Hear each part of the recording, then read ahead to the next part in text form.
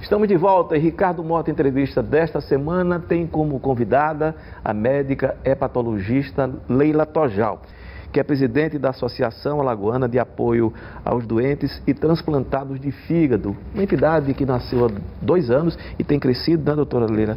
E ela vai falar sobre isso daqui a pouco. Mas eu deixei como indagação não apenas a questão da hepatite C, de que ela falou aqui no bloco passado, mas a hepatite A e B, que tem crescido e, nesse caso, tem vacina. E as mães estão deixando de vacinar os seus filhos, né? Verdade. Talvez pelo sucesso da vacina, né? É verdade. Que, enfim, a doença vai desaparecendo.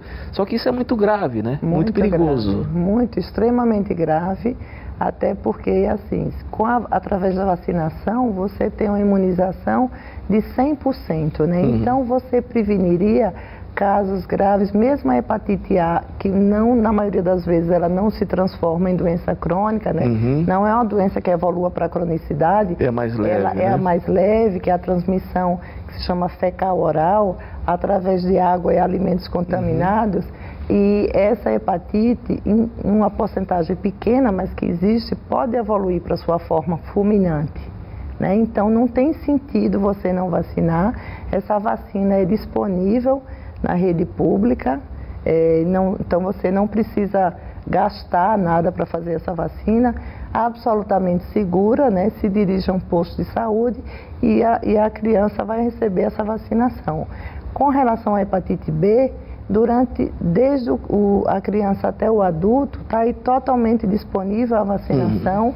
Então aí você que anda na noite, você que namora, você que se expõe mais, você poderia prevenir esse tipo de hepatite. A hepatite C não existe vacina ainda, mas para a hepatite B existe, então todos nós somos expostos, não só as pessoas que têm múltiplos parceiros, como as pessoas que são monogâmicas, porque você pode se expor num salão de beleza, num dentista, em qualquer desses locais onde possa haver pequenas partículas de sangue. Você vacinado contra a hepatite B, você nunca vai contrair a doença. Pois é, uma outra epidemia, né? Esse movimento anti-vacina, né, que a gente acompanha. É uma epidemia, né? É uma doença social grave. É verdade. A gente vê com bastante tristeza isso e a gente busca vacina para todas os outros tipos de hepatite, né? A gente só tem para A e para B, mas que a população, mesmo a mais esclarecida, tem corrido das vacinas e isso não pode continuar, né? A gente tem que ter uma responsabilidade social, né? Não só conosco, com as pessoas que estão ao nosso redor, nossa família. A vacina é segura, não tem nenhum efeito colateral, então vai prevenir uma complicação muito grave futura. Quantos transplantados de fígados existem aqui no estado de Alagoas hoje? Nós temos em cerca de 400 transplantados de fígado. Na nossa associação existem mais de 100 desses transplantados, já estão com a gente. E todos os dias entram novos transplantados para se unir ao nosso grupo, né, tornar o nosso grupo mais forte. E é um grupo que, em sua maioria, foi transplantado aqui no estado irmão, que é Pernambuco, através do Dr. Cláudio Lacerda, que abre as portas realmente para os alagoanos. E não mesmo, a pessoa às vezes pensa, não, é pelo SUS, é difícil chegar, mas eles têm uma associação que é irmã da nossa, chamada APAF, e que eles acolhem os nossos pacientes. Eles têm inclusive uma casa de apoio, uma casa de acolhimento para aqueles pacientes que não têm condição financeira de pernoitar lá em Recife. Eles acolhem essas pessoas lá e para fazer todo o tratamento, inscrição na lista. Tem uma fila, porque tem uma fila, né? Tem uma lista. Exatamente. E depois a busca da compatibilidade. Exatamente. Né? Essa lista existe, né? Você entra nessa lista de espera. A lista de espera em Recife é cerca de 98 pacientes que estão aguardando atualmente, né?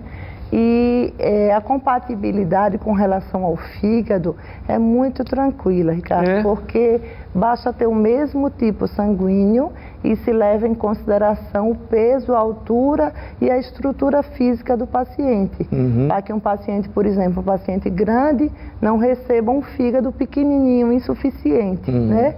Mas que não é tão complexa como outros órgãos, sabe? É muito mais fácil. Agora, o que a gente precisa incentivar cada vez mais é a doação dos órgãos, né? Para que essas listas os pacientes não faleçam em lista de espera, né? A sobrevida de um transplantado de fígado, eu lembro de uma pessoa, talvez a senhora recorde, o doutor Mário Gama, lembra do professor Mário Gama? Uma figura adorável. Mário Gama, meu paciente. E foi, adorável, gostava demais do seu Mário, era uma conversa agradabilíssima, bem-humorada. O seu Mário tem uma sobrevida longa, né? Bastante longa, né? O seu Mário, ele sobreviveu muitos anos, e ele veio a falecer de complicações cardíacas que nada teve a ver com o transplante e era hepático. Já assim, uma idade bem avançada. Né? A sobrevida do transplante hepático é em torno de 80%.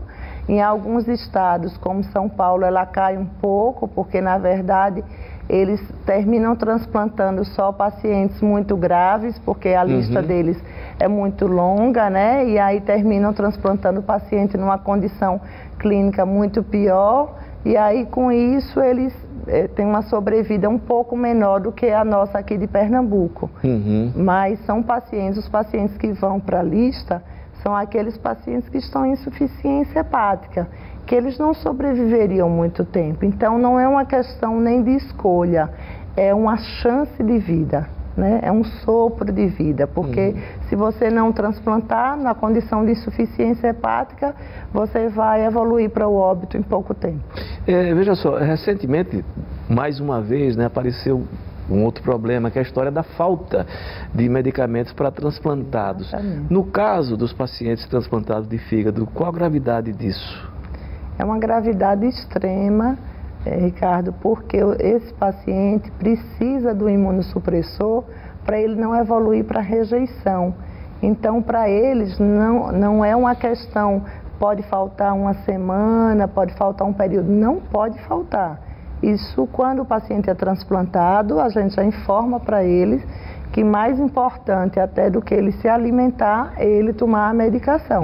Tá? Então, isso para eles é vital. Essa medicação não pode faltar. Mas tem faltado com frequência? Faltou recentemente. Acho que em maio, voltou, né? Voltou a ter, e a gente espera realmente que o Sistema Único de Saúde assim, não permita que isso aconteça novamente. A nossa associação se ajuda muito, né? Os pacientes se ajudam uns aos outros, e aí a gente não deixou quase que faltar, porque os pacientes que estavam com alguma sobra emprestavam para os outros, e aí nós fizemos esse trabalho social que foi se ajudando bastante, sabe? Mas que é uma coisa que nos angustia. Quando fala sobre falta de medicamento imunossupressor, a gente se angustia bastante, porque isso pode implicar em perda de pacientes transplantados.